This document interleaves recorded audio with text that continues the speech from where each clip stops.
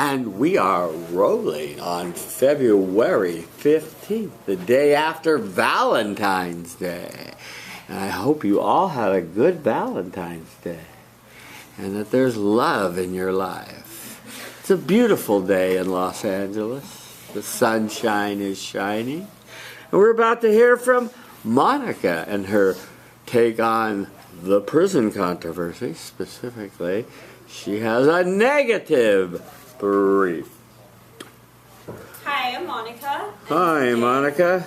I'm going to take the negative stance on the topic that the U.S. should not lock up so many prisoners. What is the problem? Many people claim that the U.S. incarceration rate is too high. According to a 2015 National Geographic article, America's Prison Crisis, the U.S. accounts for approximately 25% of the world's population, but 25% of the world's prisoners. But the real problem is the increasing crime rate in the U.S. According to a 2017 Washington Post article by Mark Berman, 2016 FBI statistics showed that the estimated number of violent crimes nationwide increased 4.1% over the previous year, with 386.3 offenses per 100,000 inhabitants, the highest since 2012. Excellent. When crime rates are high, without enforcing current prison policies, crime rates would increase drastically. According to a 2010 Economist article, Too Many Laws, Too Many Prisoners, crime has fallen in the past 2 decades because the bad guys are either in prison or are afraid of being sent there. How big is the problem? Some people claim that there is a problem in the amount of people that the U.S. incarcerates. However, the incarceration rate is not an issue because imprisonment rates are continually decreasing. According to a 2018 article, the U.S. prison population fell in 2016 for the 3rd year in a row by German Lopez. 1.5 million people were in a U.S. prison in 2016, down from 1.6 million in 2009.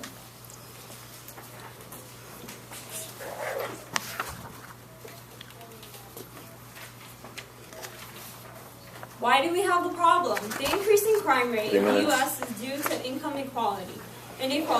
According to a 2015 article, Household Poverty and Non-Fatal Violent Victimization, findings have shown that 39.8 per 1,000 of violent crimes reported were committed by individuals in poor households, which was more than double the rate of violent victimization as those in high-income households, with 16.9 per 1,000. Crime rates are also very high in the U.S. due to the commonness and availability of guns. According to a 2017 article, America's Passion for Guns, the U.S. is home to 88 guns for every 100 people, with the highest rate of gun ownership and shootings. What is the solution? First, we must continue our current rates of imprisonment to ensure that future preventable crimes do not occur. Second, we must create more in-prison programs that ensure that prisoners, when released, do not end up committing crimes. According to a 2016 article, the report documents U.S. recidivism rates for federal prisoners by Christopher Zucchi, drawing on data from more than 25,400 former inmates who were either released outright from federal prisons or placed on probation in 2005. 49.3% had, within the next 8 years, been arrested again. Lastly, we need to implement stricter laws on access to guns in the United States. Given that 70% of murders in the U.S.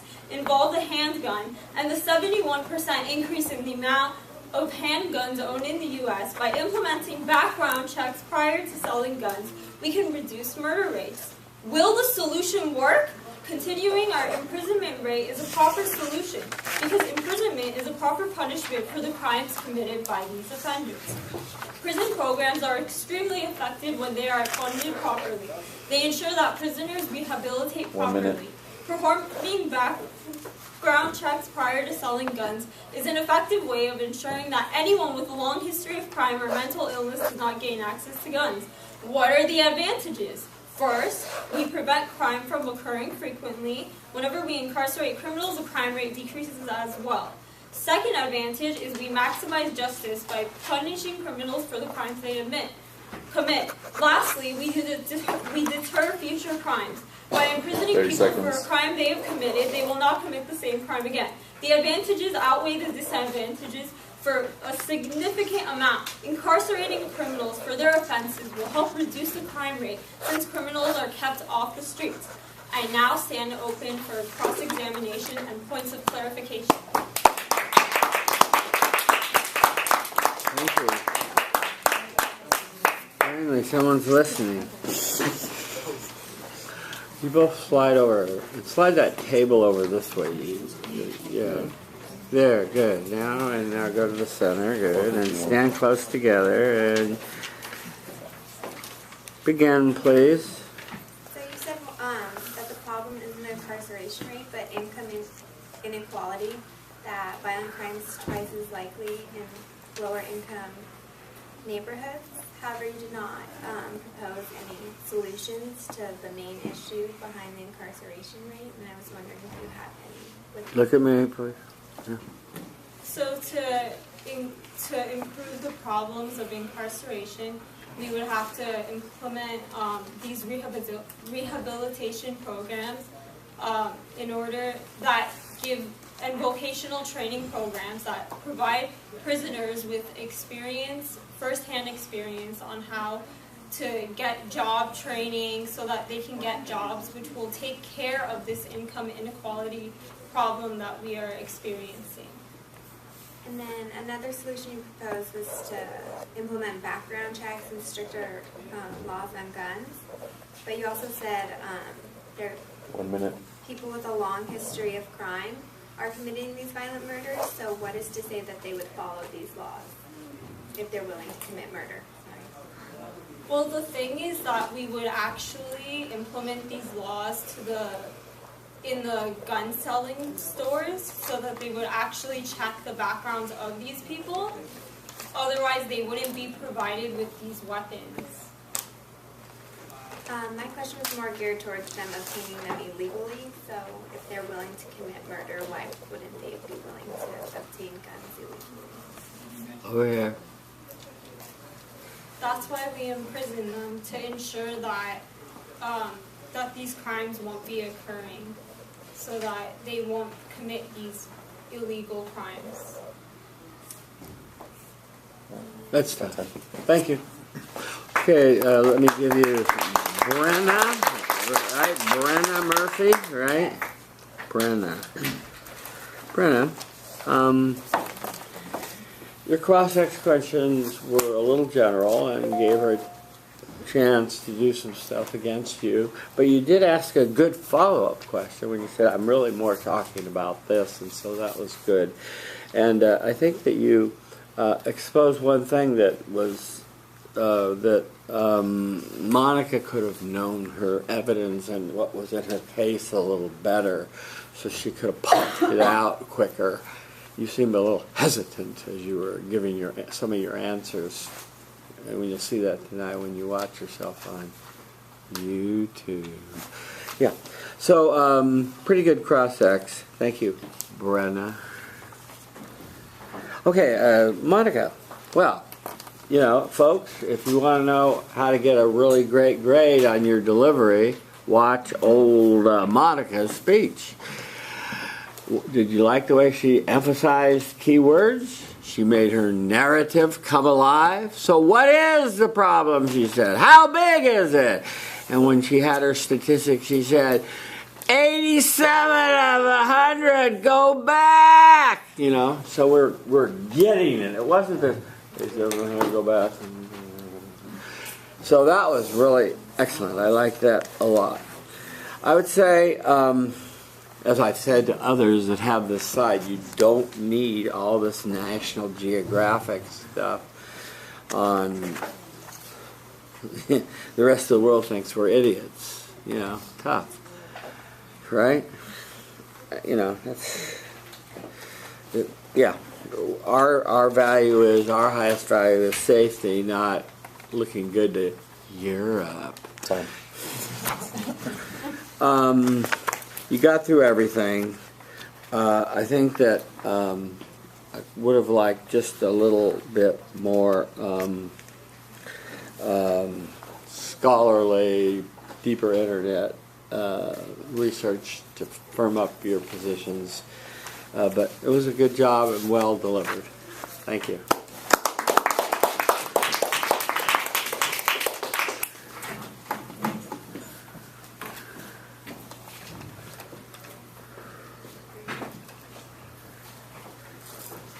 I should see a body in front of me.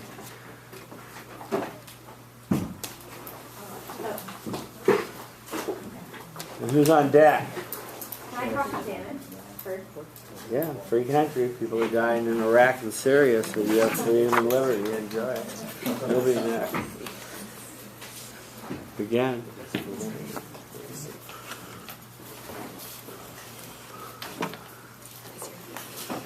Very nice. Take one step that way. Yeah. You're tall. Huh? Oh, tall. Yeah, sorry. It's all good, believe me. I just have to have a very limited camera, so I have to find a way to get you in my little tiny viewer screen. Okay, please begin. Okay, hello, my name is Serena. Hi, Serena. And the topic today is resolve. The United States should not incarcerate so many people. This proposition will be presented as policy debate case in the negative stance. So contention 2, what is the problem? First, there is a high incarceration rate in the United States. So according to The Economist, published on July 22nd, 2010, it states that between 2.3 and 2.4 million Americans are behind bars, roughly 1 in every 100 adults. So we can clearly see that there is a high incarceration rate so far. Number 2, prison overcrowding. So Forbes published an article on January 26, 2018 saying that 18 states reported that they were operating at over 100% capacity at the end of 2014. Contention 3, how big is the problem? So some people believe that the problem of incarceration is large scale because we incarcerate, quote unquote, many individuals, but the rates of incarceration are currently declining in the status quo. The New York Post on April 26, 2017 explained that the incarceration rate per 100,000 jailed convicts actually dropped 11% from 2000 to 2014. Next, the problem of overcrowding is actually not that big of an issue as well because the alternative is worse, which is recidivism. And the definition of recidivism is when a criminal is released from incarceration, relapses into criminal behavior, and then imprisoned again. OC Register on September 17, 2013 explains that on average, 3 years after prisoners are released, 70% of them have been caught and then convicted again. Why do we have the problem? First, for recidivism, according to the National Review on September 21, 2015, prisons are considered, as they say, breeding grounds for crime. They don't allow for productivity or change. So instead of learning vocational skills, a lot of criminals have free time to hone criminal skills and connections. And so, on average, long sentences breed more crime after release than they prevent during sentence. Second, the problem of overcrowding lies in the fact that we are giving too long of a sentence. We are automatically punishing criminals with long-term sentences to keep them in prison instead of helping and allowing them to rehabilitate back to society. So, what is the solution? The solution to the problem is actually threefold. First, we need to imprison the same amount of people in the status quo. Second, the system needs to be reformed to provide more programs to deter crime. We need programs to educate as well as programs to reintegrate individuals once they are released. For example, Texas has a prison entrepreneurship program that focuses on changing inmate behavior by teaching valuable and employable skills in an entrepreneurial setting. And third, we need shorter sentencings. The previously cited National Review explained that if we make punishments immediate but modest, even drug addicts will respond to them. So, for example, Hawaii's Opportunity Probation with Enforcement program, also known as HOPE, is an intensive probation program that has the hardest core drug users face random urinalysis tests 1 day each week, or else violators immediately go off to only 1 weekend in jail. Will the solution work? First, the solution of incarcerating the same amount of people is a viable solution. By keeping incarceration rates at the status quo, incarceration rates will still decrease because that is what is currently happening. Second, the solution of enacting programs will be effective. According to Huffington Post on February 12, 2015, With Texas's rehabilitation and education programs, nearly all ex-inmates have found jobs after release. The recidivism rates for their program is at 7%, a rate that is significantly lower than the national average. And third, making punishments more effective, immediate, predictable, and modest will yield effective results. Shorter sentencings are effective. Under the previously explained Hawaii program, results have shown that over 80% stop using drugs right away and remain clean without any further treatment. So what are the advantages? First, by having less crime and still incarcerating people, we will ensure safety for the American population. Second, we will deter future crimes and lower the rates of recidivism. By having in-prison programs like Texas does, we can ensure that imprisoned individuals will be gaining employable skills and learning how to rehabilitate once released. And third, shorter sentencing means less people stay in prison in the long run and once again, deterred crime. And finally, Texas's entrepreneurship program also serves an economic purpose. The previously cited Huffington Post article shows that 165 of more than the 1,000 graduates have opened their own business. So on balance is what outweighs. The advantages clearly outweigh the disadvantages when it comes to United States incarcerating individuals. Therefore, the resolution is not true. The United States should be incarcerating these many people. I now stand open to cross-examination and points of clarification. Thank you very much.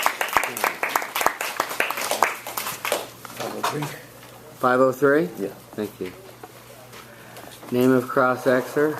Hi, I'm Lena Haidar.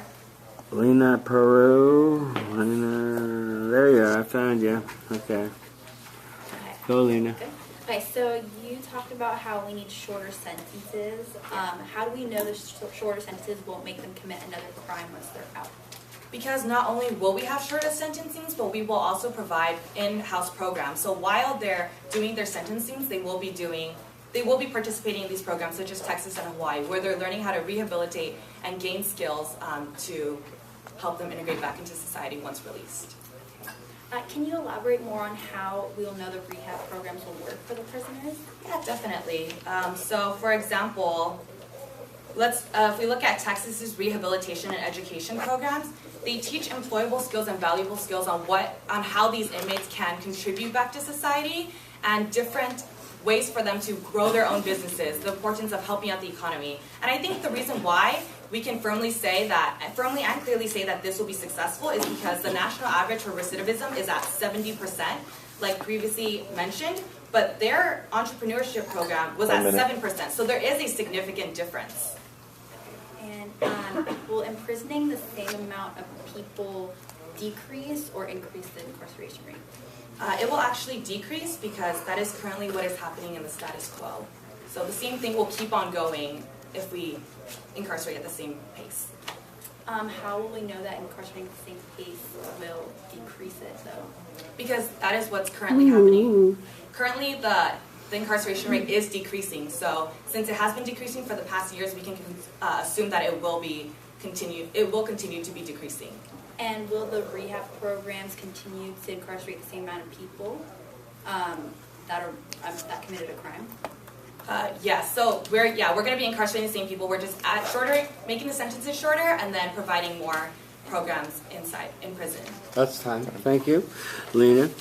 Like your sticking on one theme sort of thing. Well, does your evidence really say that? And you're trying to get at that point, and I thought that was good. Remember your eye contact with people you're persuading. She's playing an intellectual game with you. She's not going to change her mind.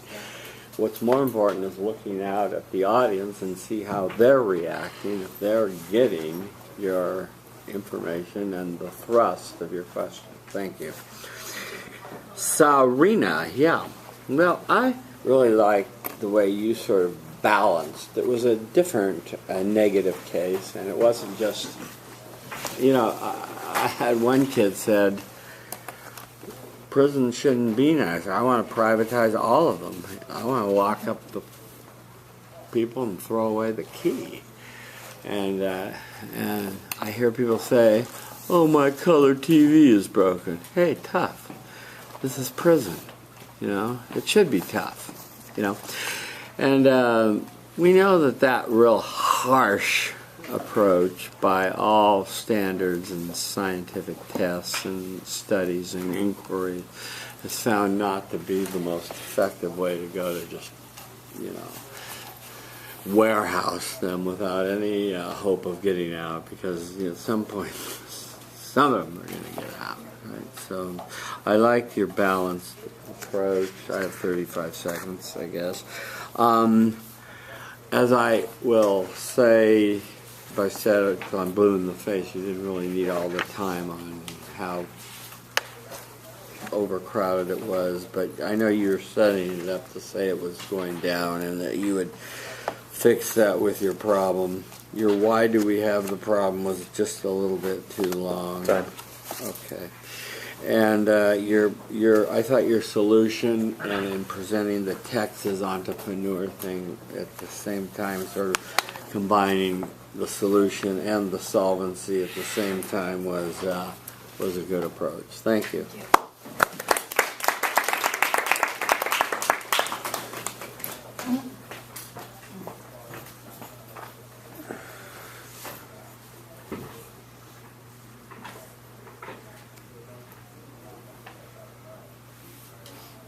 I should see a body in front of me because something's wrong. My battery's running down.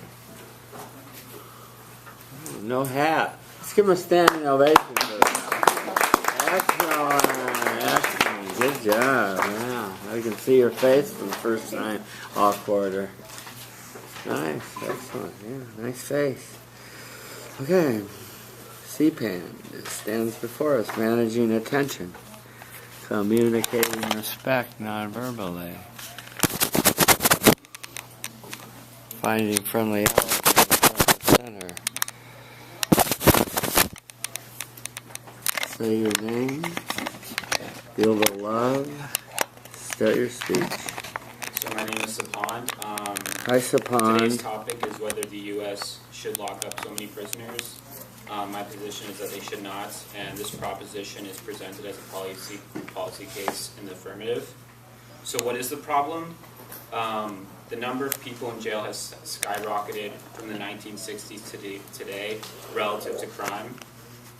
The Sentencing Project reports in 2015 that the number of people in jail from the 1960s to 2015 has risen nearly 700%, and this has gone up independent of crime, because if crime had gone up as well, then it would make sense that the incarceration rate would also go up. The DOJ reports in 2016 that between 1991 and 2001, crime rates have fallen 30%, and from 2001 to 2012, crime rates fell 22%. And the same also goes for property and violent crime, which was 29% and 33% respectively. 4 minutes. So how big is the problem? The U.S. prison population is much higher than the rest of the world. The Washington Post reports in 2015 that it has the highest prison population rate in the world at 716 people per 100,000, and this is more than half of the 222 countries that had rates below 150. Number two, the prison population is very costly. According to the New York Times, in New York City, taxpayers pay an average of $160,000 for each inmate, and the Vera Institute of Justice released a study in 2012 that found that 40 states that participated in the study spent over $40 billion on total prison population, which averaged out to $31,000 per inmate, and New York State was the highest at $60,000 per inmate. So why do we have this problem? Longer prison sentences are signified as one of the two main causes as an increase in the incarceration rate, according to the National Research Council 2014. An example by the New York Times in 2008 was that the average burglary sentence in the United States is 16 months, compared to 5 months in Canada and 7 months in England. According to the San Diego County and their laws on the three-strike law, the mandatory minimum sentencing in accordance with the three strikes law keeps prisoners locked up longer. It mandates courts to impose harsher sentences on repeat offenders regardless on any other factors. Another problem, why do we have this problem, is there not enough opportunity in low-income areas. And we see that there's a lot more crime in these low-income areas. And not only in these areas, but also within the youth. The Hamilton Project reports in 2014 that 63 to 66% of those involved in crime are under the age of 30. But why is this important? It's important because they're committing crimes early in their lives. There is a significant impact on the individual and rippling effects on the entire communities. And the European Journal of Developmental Research in 2007 finds that this continues in a vicious cycle as they can't get out of poverty, they go to jail, and they can't go up the economic ladder. So what is the solution? Repeal mandatory sentencing laws, repeals 3-strike laws for nonviolent offenders, eliminate the school-to pipeline, which is pretty much schools pushing kids out of their school in order to increase graduation rates. And these are troubled kids, and it's a vicious cycle where they go to prison and they're not able to fulfill themselves. Will the solution work in Texas? Governor Rick Perry shifted nonviolent offenders into alternate treatment, which saved $2 billion, and the incarceration rate fell nearly 20%. 1 minute. Invest in low-income communities will help curb crime. According to Miami University in 2015, after-school programs provide a safe space for students after the school day, and these after-school programs help keep kids out of the streets and out of trouble. What are the advantages to your proposal? Saving money for taxpayers, according to the Vera Institute of Justice in 2015. The 23 states that reduced the size of their prison population saved $1.6 billion. There's more economic growth, the more people that are working instead of in prison. More investment in communities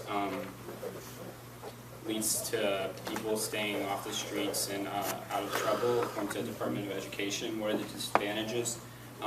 These school programs can't be implemented overnight. And You so don't there might list be- the disadvantages. That's the other side's job. Just go to your on balance. So on balance, I believe the monetary and societal benefits of implementing these changes outweigh the immediate short-run increase in crime, and investing in social, community, and school programs to deter youth from engaging in illegal activity in the first place will lead to an economic mobility for low-income communities and increased economic growth for the nation. Thank you. I stand open for process. Okay. Should see another body going forward. Okay. No bodies going forward. Okay. Good. Everyone's done a cross sex. Kelsey, have you done a cross sex? Yeah. You'll be next. I'm going to cross sex for Kelsey, for Nicholas, Nick at night. Okay, let's go. Go. Hi, so I'm Rachel Myers. Hi, Rachel.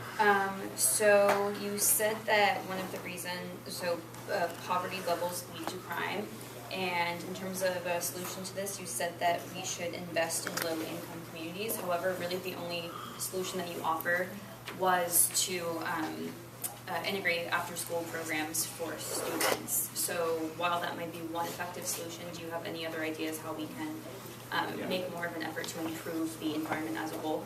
Yeah, so you can invest in local infrastructure to create jobs. You can expand the libraries. You can invest in daycare programs, things to keep. Generally, what you want to do is keep kids engaged in activities after school so that they're not going out, engaging with the local gangs and local drug dealers. With that being said, where do you suggest that we get the funding for, bettering infrastructure and creating jobs? At the beginning, I stated how costly the prison population is, especially with nonviolent offenders. New York State, I think, on average, taxpayers pay around $60,000. So if you add it up with the millions of people in jail, you very quickly come up with the money. Okay. You also said that a good solution is to repeal the 3 strikes laws, but wouldn't you say that if somebody is repeatedly committing crimes, that they probably deserve to be in jail? Look at me. So that's why one of the big pillars of my solutions was investing in low-income communities, because once you have a place to fulfill your time and to put time into, there's no reason to have to engage in illegal activities. Okay, that's time. Thank you. Rachel, you correctly point out that on the face of CPON's proposal, there isn't a lot of substance. An after-school program that he cited isn't going to exactly be the main bulwark, and that was a very telling point. You did ask an open-ended question, unfortunately, and I gave him an opportunity to run his information into our ears and persuade us of his points again, which is a romper room no-no, right? So ask closed-ended questions and questions that aren't softballs that can give him the short leash. And CPAN, there are statistics that talk about where we could get the money and save the money. So don't come up with this, oh, in New York we got a bunch of guards and a bunch of criminals and I'll just take the money from New York. It's not as impressive as an argument from authority. Thank you, Rachel. Okay, give me a minute. Well, finally we heard the affirmative side, and you made the traditional case that we have just a boatload of people in prison, and you talked about the structural inherency of the mandatory minimums and, of course, the economic mobility problem. Your solution of replace mandatory minimums and repeal 3 strike laws and eliminate these other things. One thing that you have to, just the question in the back of people's minds has to be, in any affirmative case that wants to let people out or do this kind of stuff, especially when a lot of the mandatory minimums are related to violent criminals, that will be less safe. So I think you need to have reassurances in your case that we won't be less safe with easing the prison population. Or make it more nuanced to non-violent people. Okay, good. Thank you, CPON. Thank you for not wearing a hat. Okay, next. I should see a body in front of me. Is this the last one? I still have to go too. I have to go. For several of us. Okay.